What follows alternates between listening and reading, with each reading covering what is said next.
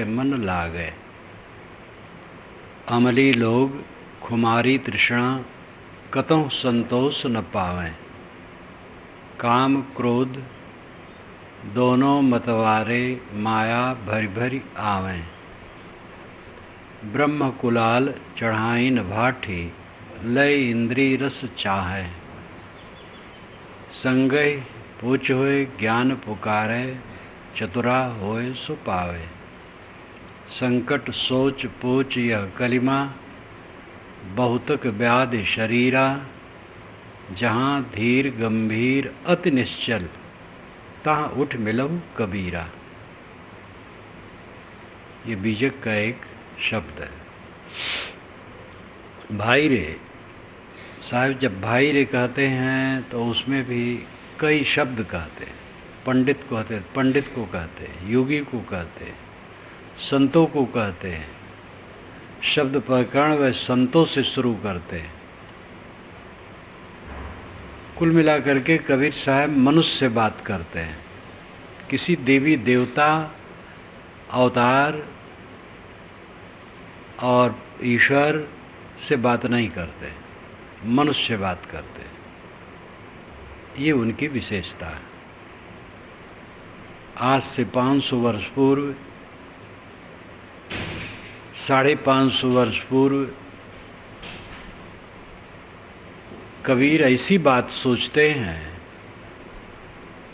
जो लगता है कि आज भी ऐसे सोचने वाले बहुत मुश्किल हैं। उस अंधकार युग में जहाँ छींकते नाक काटी जाती थी,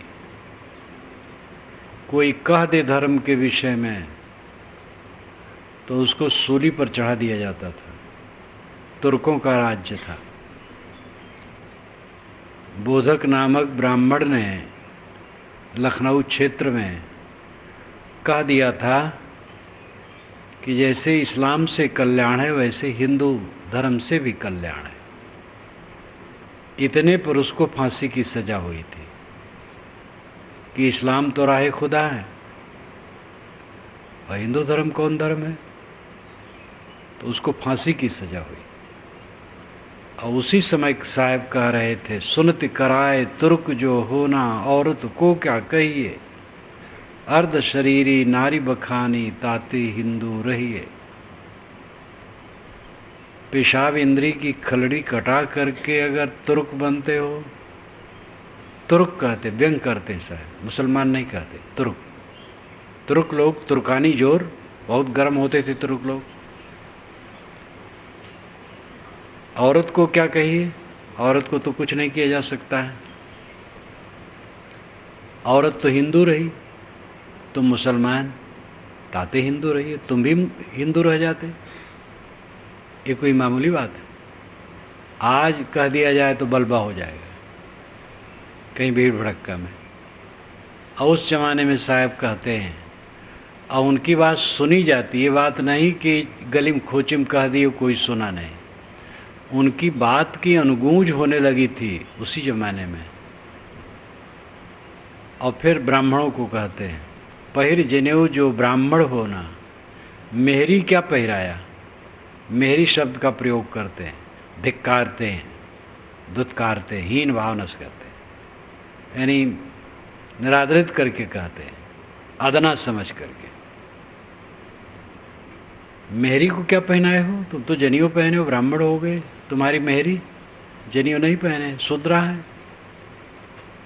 वो शूद्र रोज परस रही है तुम्हें भोजन और तुम खा रहे हो, और दूसरे शूद्र को तुम अछूत कहते हो। ये ब्राह्मणों को कहते हैं। ब्राह्मणों का भी जलवा था। तुर्क राजा लोग, बादशाह लोग ब्राह्मणों को काफ़ी छूट देते थे कि भाई इनके हाथ में प्रजा है, इनको चिढ़ाओ मत। तो उनकी तरफदारी करते थे, उनको राज करना था। और राजा लोग फूट डाला ही करते हैं। तो ऐसे समय में साहब जो लगता है सच वैसा कह देते हैं। यहाँ तो आत्मज्ञान की बात है। इसलिए सब कहा कि वह मनुष्य से बात करते हैं। ज्ञान का अधिकारी मनुष्य है, ज्ञानदाता मनुष्य है। आप हीरे की खदान, रत्नों की खदान, कोयले की खदान, पत्थर की खदान, पानी का स्रोत जमीन में पाते हैं, तेल का स्रोत, लेकिन ज्ञान विज्ञान का स्रोत और खदान कहीं नहीं पाते। वो मनुष्य है। मनुष्य पर कबीर साहब की दृष्टि है। कहते हैं, भाई रे नयन रसिक जो जागे, अगर ये नयन का रसिक जग जाए तो पार ब्रह्म अविगति अविनाशी कैसहु कै मन लागे। जो पार ब्रह्म है, अविगति है, अविनाशी है, उसमें किसी प्रकार से मन लग जाएगा। पार ब्रह्म को सब चाहते, पार ब्रह्म पर ब्रह्म, वो अविगति है, उसकी गति का पता नहीं। सब कहते हैं पूर्वेशाम सुश्रुम पूर्वेशाम, श्रुत में कहा गया। पूर्व से हम अपने पूर्वजों से सुनते आए हैं तो हम भी वैसे कह रहे हैं, जानते नहीं, अविगति है। उसको अविनाशी माना जाता है, उस पर ब्रह्म को। साहब कहते हैं तुम्हारा भी मन उसमें लग जाएगा। अविगति है, जानने में नहीं आता है तो क्या लग जाएगा। ब्रह्म के विषय में दो भाग है, एक परोक्ष एक अपरोक्ष। परोक्ष ब्रह्म और अपरोक्ष ब्रह्म। जो जगत का निर्माता और चलाने वाला है वो परोक्ष ब्रह्म है, और जो सबका अनुभविता मैं के रूप में विराजमान है वो अपरोक्ष ब्रह्म है। अपरोक्ष ब्रह्म ही सही है, परोक्ष ब्रह्म अनुमानिक है, कल्पना का है। ये जगत कैसे चलता है, इस कल्पना के संतोष के लिए परोक्ष ब्रह्म माना गया है। ब्रह्म चलाता है। ब्रह्म की परिभाषा क्या है? वो चेतन है और सर्वशक्तिमान है, सब जगह है और सब कुछ जानता है। तो दुनिया में गलती कैसे होती है? तो इसका उत्तर नहीं। जो सब जगह हो, सब कुछ जानता हो, कुछ भी कर सकता हो, उसके रहते भी इतना पाप ताप दुराचार, तो कोई उत्तर नहीं उनके पास, इसलिए मौन हो जाते। ये कल्पना शुभ है कि एक ऐसा ब्रह्म है जो हर जगह है और सब कुछ जानता है और कुछ भी कर सकता है, लेकिन वो बुरा नहीं करता, अच्छा करता है। ये कल्पना शुभ है। सज्जनों ने ऐसी कल्पना की इसलिए कि दुनिया में दुख न रहे, वो हर जगह रहे, सब कुछ देखता रहे और गलत न होने दे, तो दुनिया का कितना मंगल होगा। कहीं न चोरी होगी, न दुराचरण होगा, न झूठ कपट छल होगा, न कोई घूस ले सकेगा, न कोई मिलावटबाजी कर सकेगा, कोई दुराचार होगा ही नहीं, क्योंकि सब जगह वो रहेगा और सब कुछ जानता रहेगा और कुछ भी कर सकता है। कैसे वो बुरा काम करने देगा? इस मंगलमयता की कामना को लेकर के अच्छे लोगों ने कल्पना की है, लेकिन ये कल्पना कल्पना है। ऐसा होता तो इतना दुख ना होता, इतना ताप ना होता। ईश्वर और ब्रह्म के नाम पर ही कितना दुराचार होता है। भिन्न भिन्न मत वाले हम बड़े कटाकटी करते हैं। भगवान की मूर्ति है और उसी के पीछे दुराचार है। भगवान का मंदिर है, भगवान का उपासना स्थल है, और उसी में इकट्ठे होकर के आतंकवाद की योजना बनाई जाती है और दूसरे पर बम गिराया जाता है।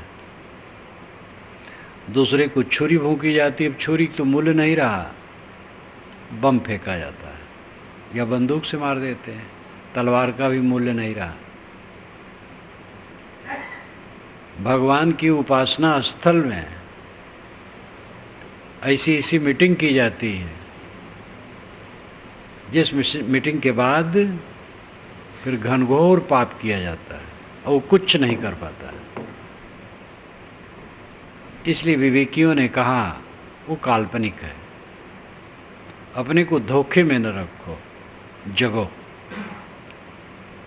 जगत चलता है जगत के नियमों से, जगत में स्वाभाविक नियम है, गुणधर्म है, स्वभाव है, उससे चलता है। 6 ऋतुओं का परिवर्तन, रात दिन का होना, चाँद सितारे सूरज सबका चमकना, हवा का चलना, समुद्र की उत्ताल तरंगे, पृथ्वी में असंख्य कार्यों का निर्माण, ये सब प्रकृति के गुणधर्मों से स्वयं होता है। और इधर चेतन जीव के कर्मानुसार देह का निर्माण, कर्म फल भोग, ये प्रवाह चलता है। जड़ चेतन के संयोग से सब होता है, कोई अलग से ब्रह्म कर रहा है ऐसी बात नहीं। परोक्ष ब्रह्म, वेदांती लोग भी परोक्ष ब्रह्म को छोड़ देते हैं। जो शुद्ध आत्मज्ञानी है वे अपरोक्ष ब्रह्म की बात करते हैं, और अपरोक्ष ब्रह्म स्वयं आत्मा है। स्वामी शंकराचार्य भी बारंबार अपरोक्ष ब्रह्म पर लोगों की निगाह केंद्रित करना चाहते हैं। जो अंतरात्मा है वही ब्रह्म है। ब्रह्म और आत्मा एक है, ब्रह्म और जीव एक है, इस ज्ञान से ही मोक्ष है, ये शंकराचार्य स्वामी बारंबार कहते हैं। तो ये अपरोक्ष ही है। अपरोक्ष ब्रह्म के लिए ही साहब कहते हैं। एक अविगति हो जिसकी गति का पता ना हो, जो हमारे जानने में नहीं आया, जो हमारी मन बुद्धि से परे और हमसे भी परे है, वो परोक्ष है, वो काल्पनिक है, उससे हमारा संबंध नहीं। लेकिन जो मन इंद्रियों से परे है किंतु स्वयं के रूप में है, मैं हूँ, ये निर्विवाद है। मेरे अपने होने के विषय में किसी को संदेह नहीं है, मैं हूँ कि नहीं इसमें कोई संदेह है? आप घोर रात्रि में कमरे में बैठे हैं, किसी ने पुकारा, आप कहते हैं मैं हूँ, लेकिन जरा प्रकाश देख लूँ मैं हूँ कि नहीं तब बताऊँ, ऐसा वो नहीं कहेगा। प्रकाश की जरूरत नहीं, मैं हूँ। कौन कहेगा कि जरा अंधकार है मैं प्रकाश चला लूँ, देख लूँ मैं हूँ कि नहीं हूँ? ऐसा कोई नहीं कहे, अनाड़ी से अनाड़ी नहीं कहेगा, तुरंत कहेगा मैं हूँ, क्योंकि मैं के विषय में प्रमाण की जरूरत नहीं है। जैसे इस मकान को देखने के लिए आँख प्रमाण है, आँख से देखते हैं, अन्य प्रमाण की क्या जरूरत है? इसी प्रकार अपने आप के होने के विषय में मेरी स्वसंवेदना ही प्रमाण है। मैं जानता हूँ मैं हूँ, अब इसमें और प्रमाण की क्या जरूरत है? मन इंद्रियों से परे है आत्मा, ये सच है, लेकिन वो मैं ही हूँ। तो जो पार ब्रह्म अविगति है, जिसकी गति का पता नहीं और अविनाशी है, वो मैं ही हूँ। और इसमें मन लग जाएगा। कब लगेगा? जब यह नयन रसिक जग जाएगा। नयन रसिक साहब कहते हैं, नेत्रों का रसिक, नेत्रों से देख देख करके लुभा रहा है चारों तरफ। यहाँ नेत्र लाक्षणिक है, पांचों ज्ञानेंद्रिय और मन सब इसमें अर्थ हो जाता है। आँख से देखकर, कान से सुनकर, नाक से सूंघकर, जीभ से चखकर, चाम से छूकर, मन से सोचकर, ये जीव बाहर विषयों में रमता है। संकल्पन, स्पर्शन, दृष्टि मोह ही श्वेताश्वतर उपनिषद में कहा गया। संकल्पन स्पर्शन दृष्टि मोह, याद करने से, छूने से, देखने से मन का विकार पैदा होता है। संकल्पन स्पर्शन दृष्टि मोह। विवेकियों ने अपने अपने ढंग से कहा है।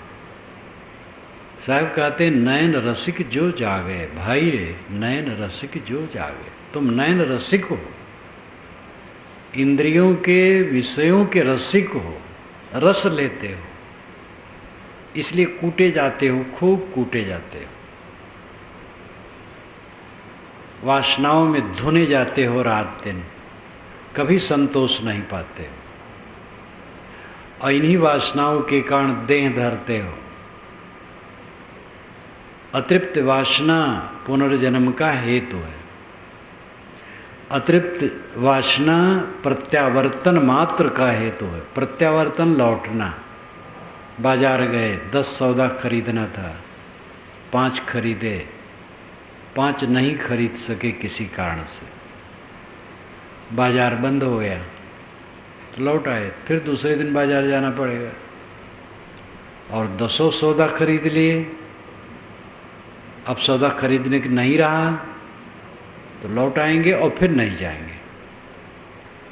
प्रत्यावर्तन यानी लौटना वासना से होता। अतृप्ति वासना, इच्छा बाकी है इसलिए फिर जाना। जहाँ की इच्छा पूरी खत्म हो जाती वहाँ जाना बंद हो जाता है। इस संसार बाग में विषयों में रमते रमते जीव भटक गया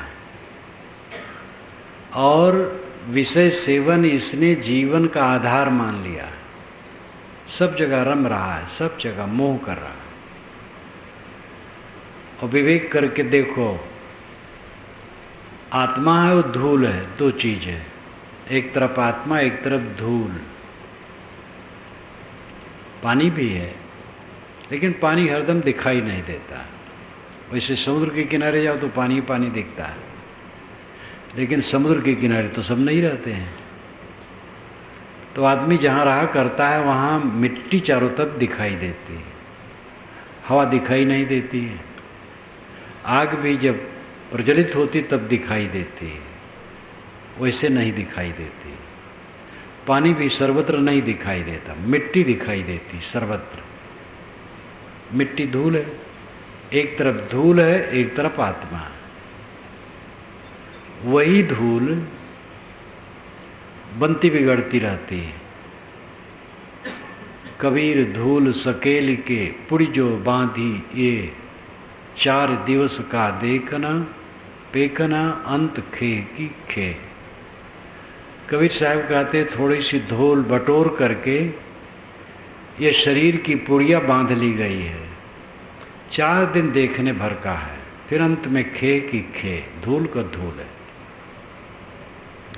इतने लोग यहाँ बैठे हैं, सब थोड़ी थोड़ी धूल की पुड़िया बांध बांध के बैठे, और कितना अहम अहम अहम हो रहा है।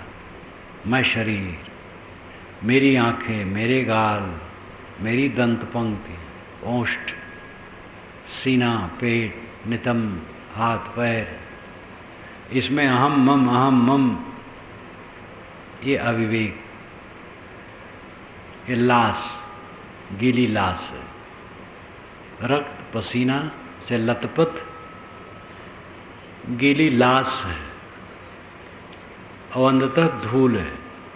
शरीर धूल है, मकान धूल है, सब चीज धूल है, परिवर्तित हो जाता है।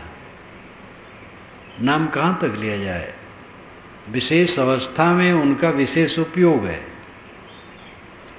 अन्न एक विशेष अवस्था में है, वो अन्न बहुत समय तक नहीं रहेगा। अन्न का उपयोग न करो तो अपने आप थोड़े समय में वो धूल हो जाएगा। रख दो गेहूं चावल सब बखारी में, ना निकालो वर्षों, फिर खोलोगे तो देखोगे धूल धूल है। रुपया पैसा रख दो, न निकालो, थोड़ी देर में धूल, नोट तो धूल हो ही जाएगा। धातु की वस्तुएं जल्दी नहीं होगी, लेकिन वो भी बहुत काल में धूल हो जाएंगी। संसार की सारी वस्तुएं धूल है। एक तरफ आत्मा, एक तरफ धूल है, कहाँ मोह करते? थोड़े दिन के लिए चमचमा रहा और देखते देखते वो गल जाएगा। इसमें जितने बूढ़े बैठे हैं सब नौजवान थे, चमकते थे, अब नहीं चमकते। और जिसमें नौजवान बैठे हैं वो भी ध्यान दें, वैसे हो जाएंगे। दिवस चारिका पेखना अंत खे की खे। अंत को देखो, निर्माण और विनाश, निर्माण और विनाश यही सर्वत्र चलता है। बन रहा है, बिगड़ रहा है, बन रहा है, बिगड़ रहा है। पानी के बुलबुले उठ रहे हैं, लीन हो रहे हैं, उठ रहे हैं, लीन हो रहे हैं, यही हो रहा है। और क्या हो रहा है?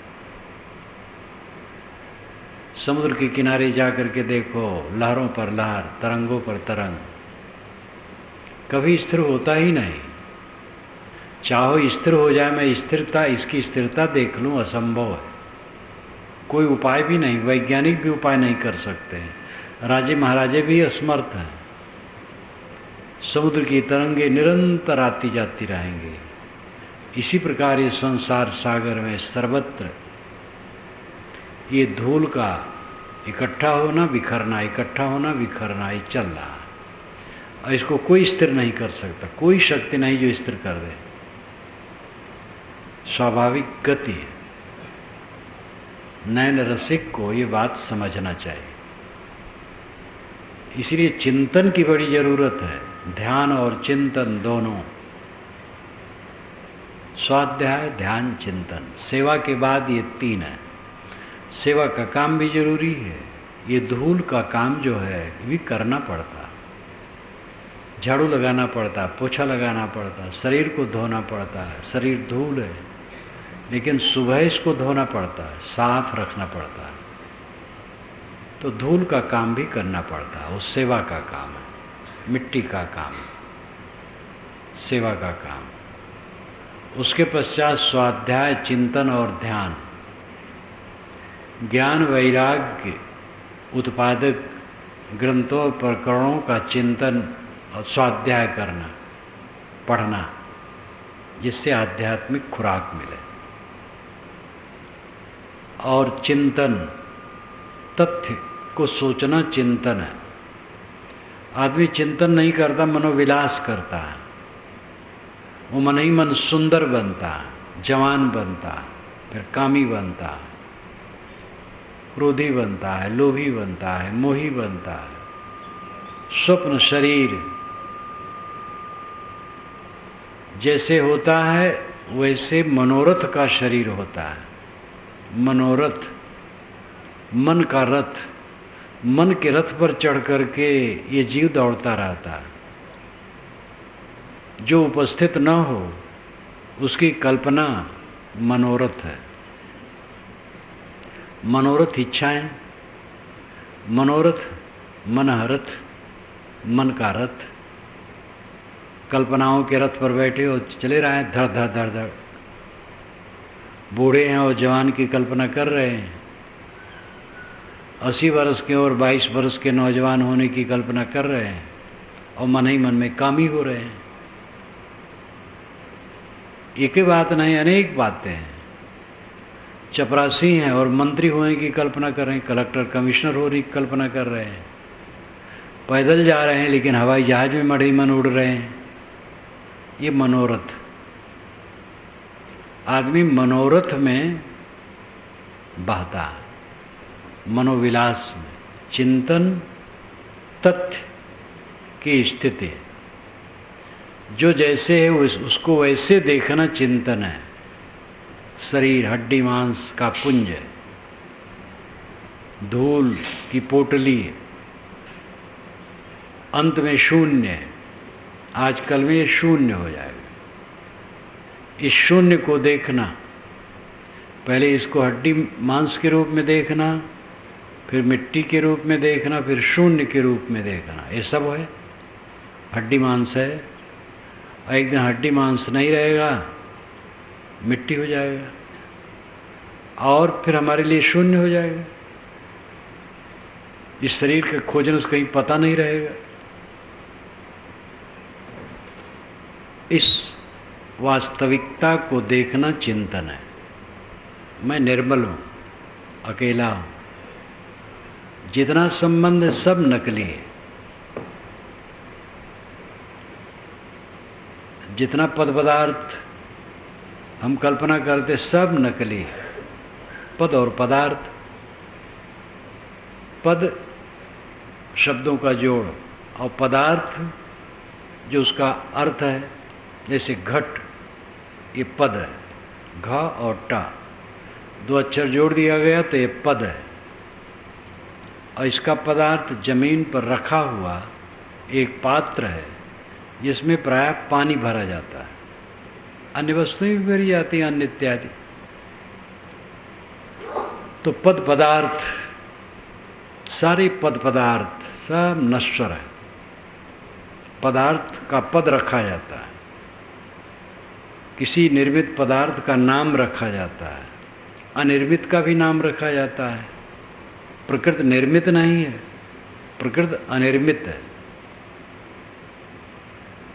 वेदांती कहते हैं अनिर्मित तो एक ब्रह्म है और दूसरा कुछ नहीं है, क्योंकि वो द्वैत को पसंद नहीं करते हैं। पारखी भी द्वैत को पसंद नहीं करते हैं, लेकिन वो साधना में मन शांत हो गया, अकेला रह गया, अद्वैत है। लेकिन दूसरी आत्माएं हैं, जगत है, उसको कहाँ मिटाएंगे? तो पारखी संत विचार पूर्वक बात करते हैं, जिसको समझा सकें वो समझ सके। वेदांती ऐसी बात करते हैं जो न स्वयं समझ सके न समझा सके। तीनों काल में जगत नहीं है, तीनों काल में नहीं है, और उसी में वेदांत का प्रचार कर रहे हैं और मठ बन रहे हैं। मुकदमे होना तो व्यवहार में आ ही सकता है। जगत गुरु बनने के लिए मुकदमे चल रहे हैं। जगत गुरु के लिए मुकदमे बहुत दिन से चल रहे हैं। तो जगत कैसे नहीं है? जगत तो है ही, आत्मा में जगत नहीं। सबको चित्त से उतार दिया, अपने आप रह गया, बस अद्वैत है। तो वेदांती कहते हैं कि ब्रह्म केवल है, अनिर्मित केवल ब्रह्म है, और सब निर्मित है, और निर्मित भी नहीं है, भ्रम से प्रतीत होता है। निर्मित पदार्थ हो तो निर्मित, ब्रह्म तो निर्विकार, उसमें निर्मित कुछ नहीं होगा, और ब्रह्म के अलावा कुछ है नहीं, तो निर्मित क्या होगा? भासता भर है और कुछ नहीं। वो समझा नहीं सकते, बस हाँकते हैं। लेकिन श्रुति ही कहती, जिस श्रुति की दुहाई वेदांती देते हैं, उस श्रुति ही कहती है अजामेकाम लोहित शुक्ल कृष्णाम बहवीह प्रजा सृजमानाम स्वरूपा अजो हेको जुष्माणो अनुशेते जहात्ते नाम भुक्त भोगा मजो अन्य। अजाम एकाम लोहित शुक्ल कृष्णाम, एक अजाम अजा है।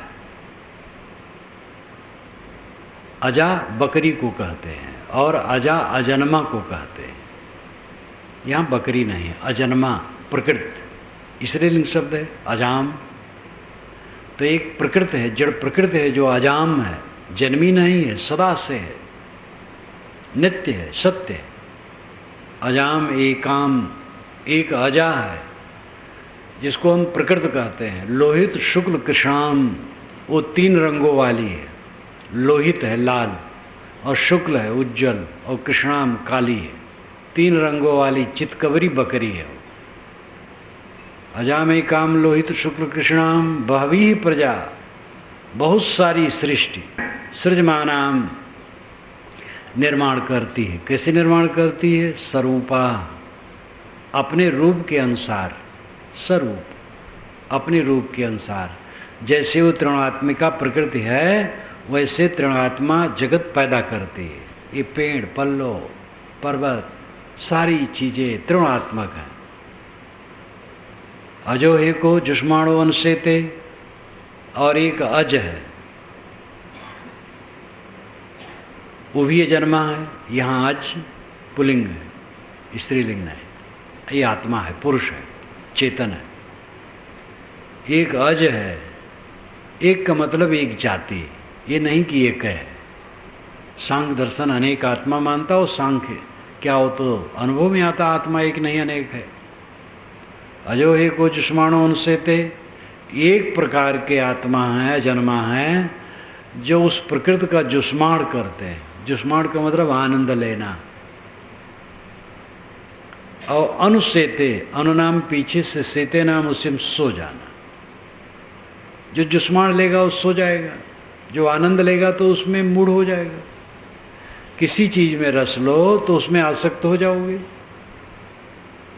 लेकिन जाते नाम भुक्त भोगाम अजोवन्य, एक अज दूसरा है, अजोवन्य अज अन्य, एक दूसरा अजन्मा पुरुष चेतन है, भुक्त भोगाम भोगी हुई प्रकृति का जाते नाम त्याग कर देता है, इसलिए कैवल्य उसका हो जाता है। ये श्रुति वचन है, श्वेताश्वतर उपनिषद है। इसी में कहा गया कि पुरुष भी अनादि है और प्रकृति भी अनादि है। तो लोग कहते, वेदांती लोग कहते हाँ ये मूढ़ों को समझाने के लिए ऐसा श्रुति में कहा दिया गया। जगत वैसे तीनों काल में नहीं। उनके अनुसार जो माने कि जगत है वो मूढ़ है। जगत तो है ही, जगत परिवर्तनशील है और जगत से हमारा संबंध नित्य नहीं है। इस वास्तविकता को समझना चाहिए। अजन्मा प्रकृति भी है और अजन्मा पुरुष भी है। जड़ भी नित्य है, चेतन भी नित्य है।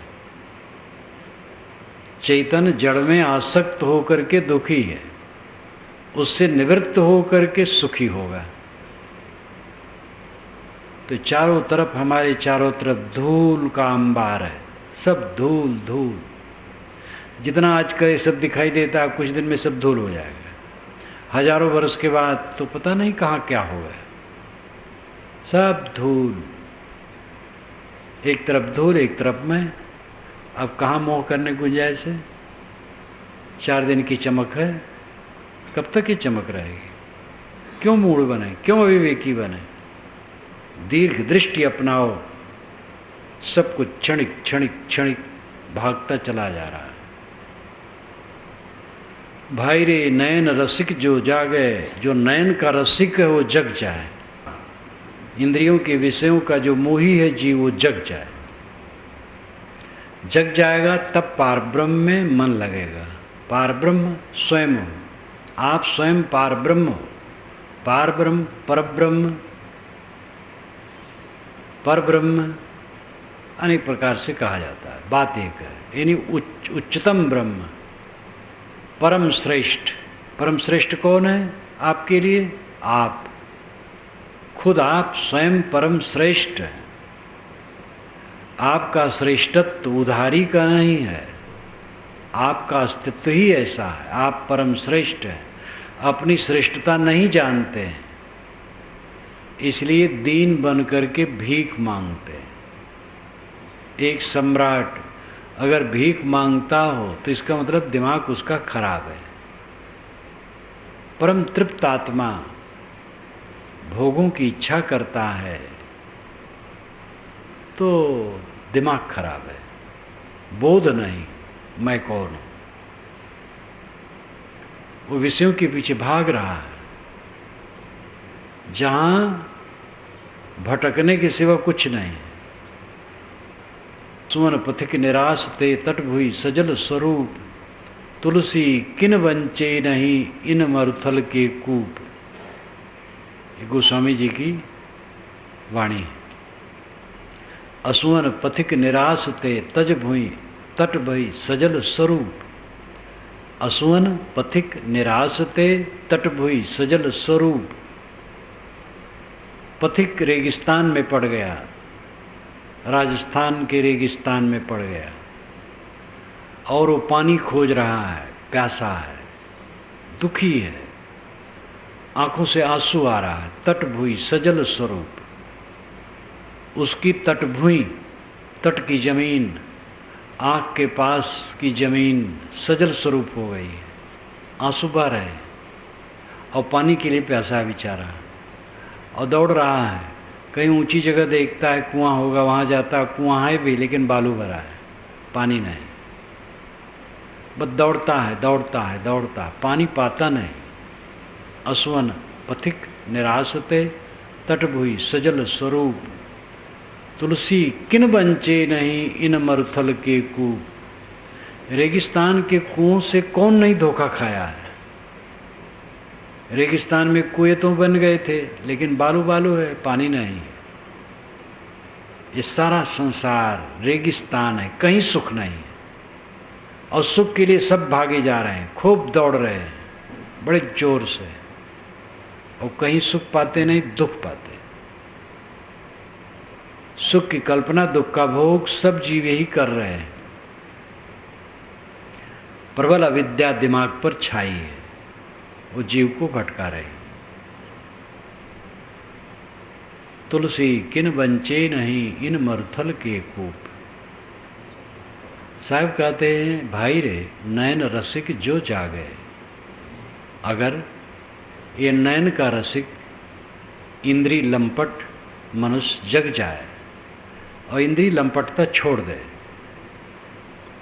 तो निश्चित है कैसा होकर किसी प्रकार भी साधना करते करते इसी स्थिति में पहुंच जाएगा जहाँ पर पूर्ण आनंद स्वरूप हो जाएगा, भ्रम कट जाएगा,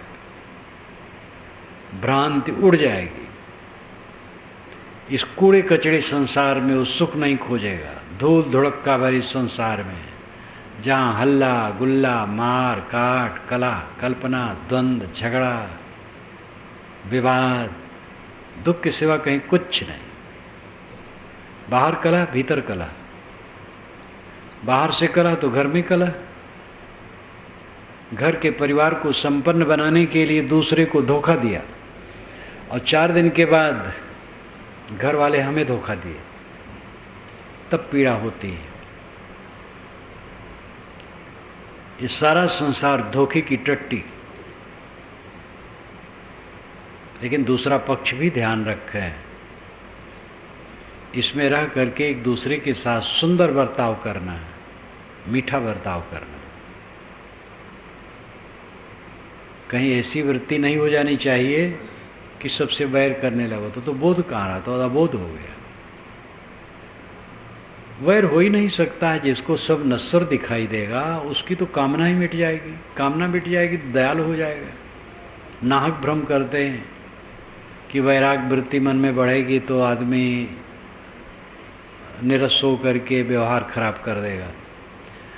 जिसका वैराग्य बढ़ता है वो कोमल हो जाता है, चाहे साधु हो चाहे गृहस्थ हो। जिसके मन में वैराग बढ़ेगा उसका मन कोमल हो जाएगा। वैराग की ठेकेदारी इन वेशधारियों को नहीं है। हम लोग वेशधारी हैं, साधु वेशधारी, वैराग के ठेकेदार नहीं है। केवल वेशधारियों के ठेके में वैराग्य है, बिल्कुल भूल है। वैराग तो मन की अवस्था है जो अनासक्त की है,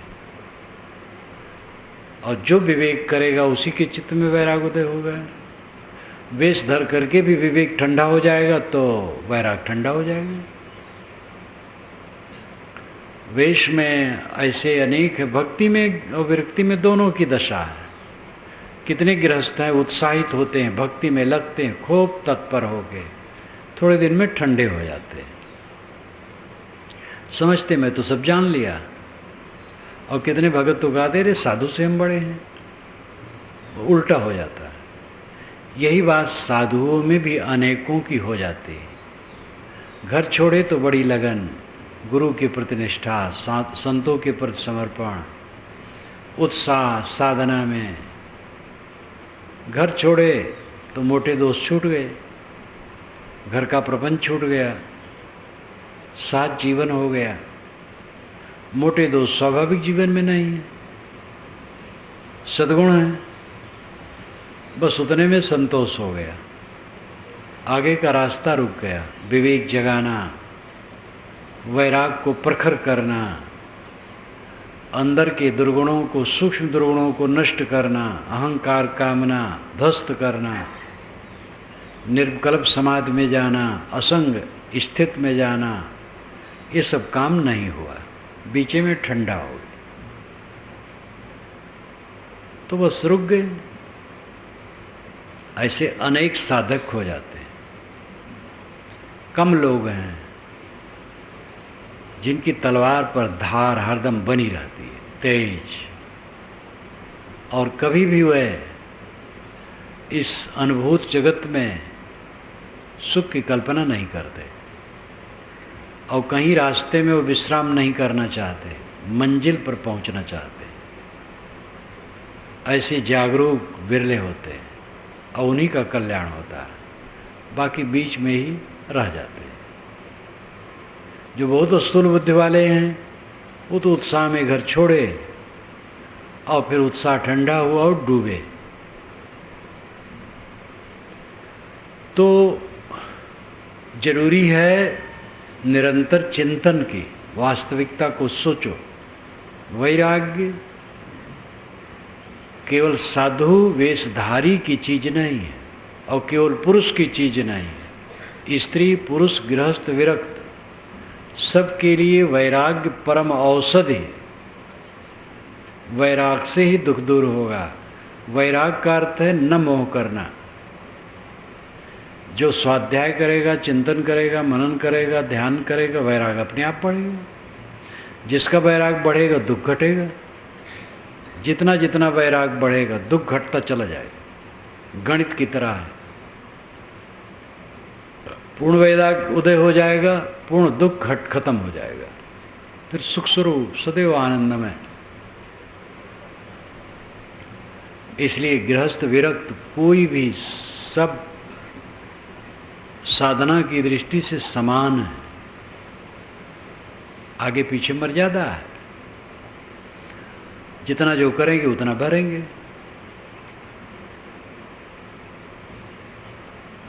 जिसके चित्त में वैराग प्रखर होगा उसके चित्त में शांति की गहराई होगी।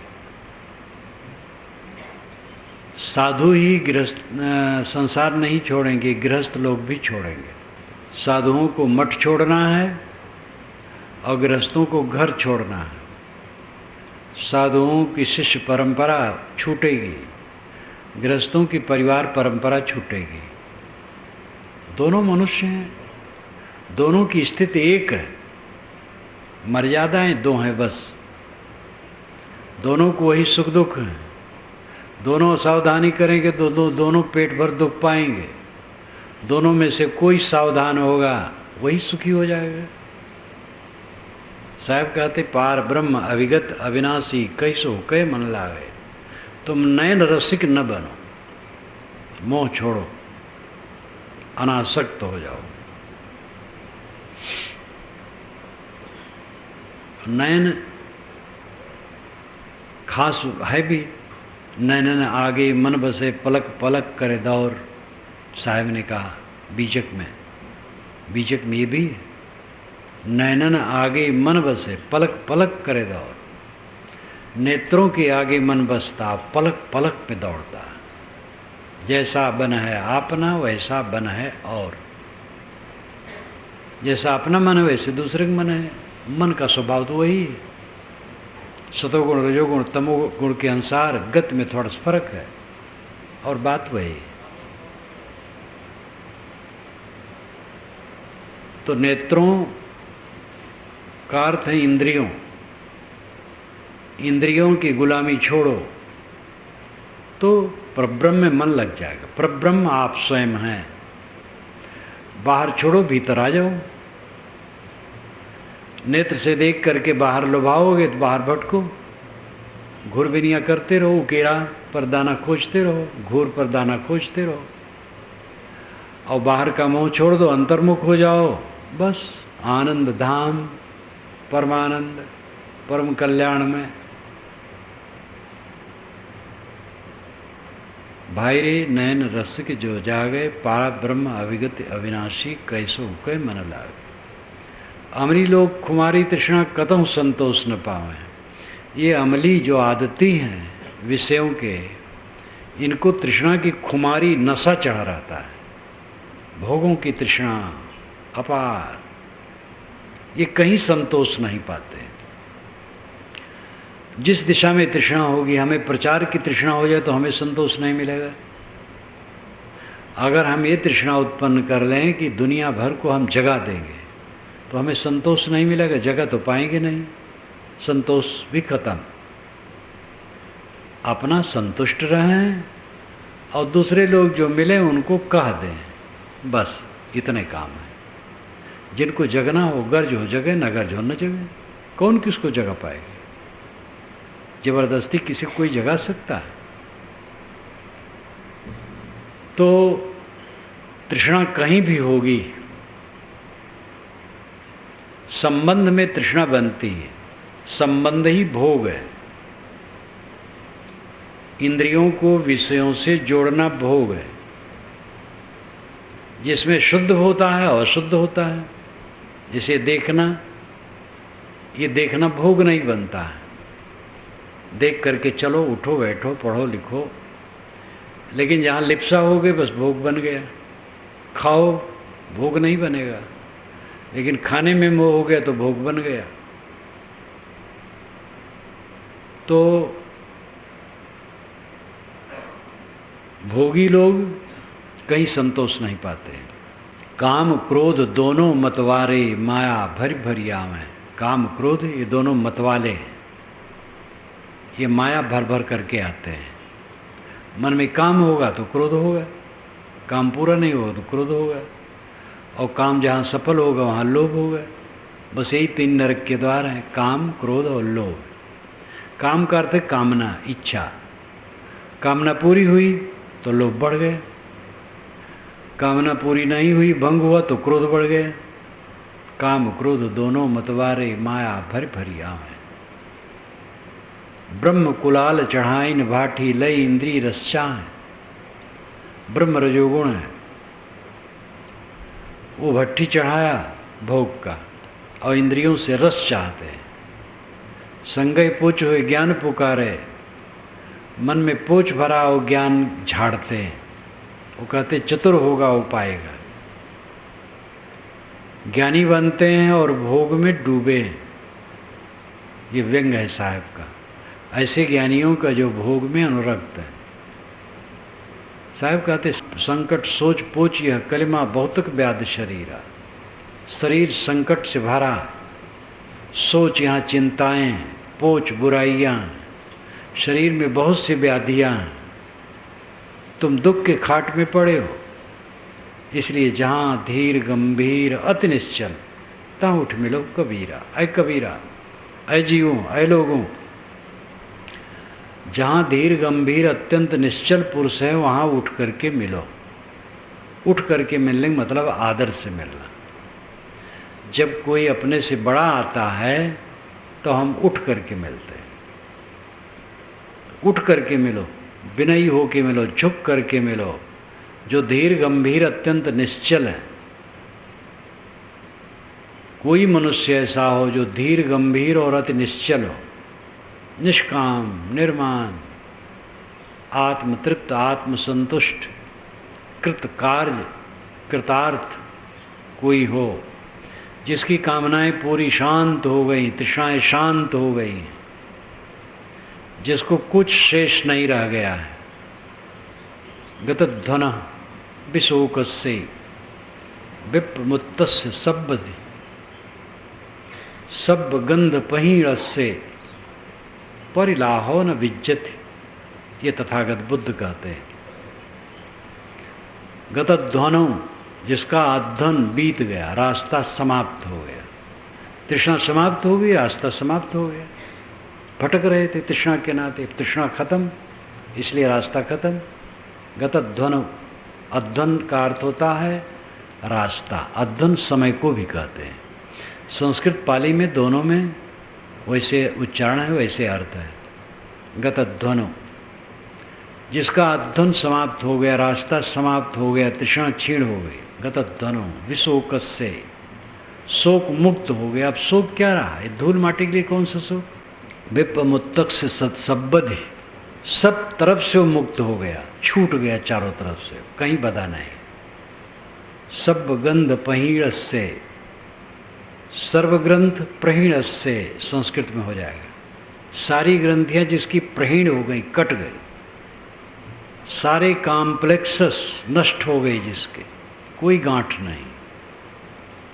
परिलाहो न विज्जति, परिदाहो न विद्यते, उसके अंदर में दाह नहीं है, जलन नहीं, असंतोष नहीं है, पीड़ा नहीं। इस प्रकार जो धीर गंभीर अति निश्चल पुरुष है, वहाँ पर जाओ, मिलो, वहीं तुम्हारा त्राण है, कल्याण है। भटको मत, अहंकारी मत बनो। कल्याण चाहते हो? कितने साधु सोचते हैं हम भी साधु पूजे जाते हैं, बाबा हैं, मूड़ मुड़ाए 3 गुण, सिर की मिट गई खाज, बनी बनाई रोटी मिले, लोग कहें महाराज। मूड़ मुड़ा लिए तो 3 गुण मिल गया, एक तो खाज मिट गई मूड़ मुड़ाने से, और बनी बनाई रोटी मिलने लगे, और लोग कहते हैं महाराज, साहेब, पूजनी। हम भी भेष धर लिए तो समझे अब पूजा मेरी होनी चाहिए, और क्या, यही बाकी, और कुछ नहीं। बस बेड़ा पार अपना कर दिए, डूब गए। साधु हुए हैं विनम्र हो कि अपना उद्धार करने के लिए। जहाँ धीर गंभीर अति निश्चलता, उठ मिलो कबीर। संकट सोच पोच यह कलिमा, बहुतक व्याधि शरीरा। जहाँ धीर गंभीर अति निश्चलता, उठ मिलो कबीरा। साहब कहते, भाई रे, नयन रसिक जो जागे, ये नेत्रों का रसिक, ये इंद्रियों का लंपट बना जीव जग जाए अगर, तो इसको अपने अविनाशी परब्रह्म आत्मा में तृप्ति मिल जाएगी, क्योंकि वो मेरा अपना स्वरूप ही है। काम क्रोध लोभ मोह में पड़ोगे तो मतवाले बने भटकते रहोगे, कहीं संतोष नहीं पाओगे, जलते रहोगे।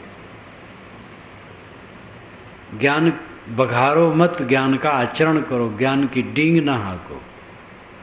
ज्ञान का फल पूजा प्रतिष्ठा पाना न समझो, कल्याण समझो। इसलिए विनयी बनो, धीर गंभीर निश्चल पुरुष की शरण में जाओ, निर्देश लो, आदेश लो, और अपना कल्याण करो।